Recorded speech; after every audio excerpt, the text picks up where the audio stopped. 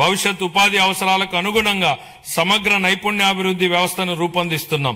పరిశ్రమలు మరియు అభివృద్ధి చెందుతున్న సాంకేతిక రంగాల మధ్య సమన్వయంపై దృష్టి సారించాం.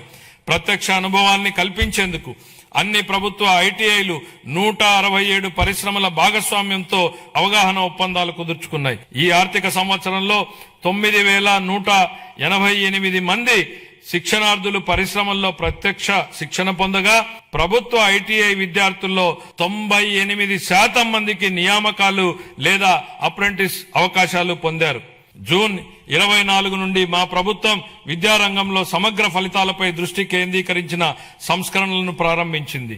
తల్లికి వందనం, మనబడి మన భవిష్యత్తు, డొక్కా సీతమ్మ మధ్యాహ్న భోజన పథకం, పారిశుద్ధ్యం మరియు నిర్వహణ విధులు, పాఠ్య ప్రణాళిక మార్పులు, డిజిటల్ లెర్నింగ్, ఉపాధ్యాయుల సామర్థ్య వృద్ధి, పరిపాలన పునర్వ్యవస్థీకరణ వంటి ప్రధాన కార్యక్రమాల ద్వారా అభ్యసన సామర్థ్యాలను, ఫలితాలను మరియు గ్లోబల్ పోటీతత్వాన్ని మెరుగుపరచడంపై దృష్టి సారించాం.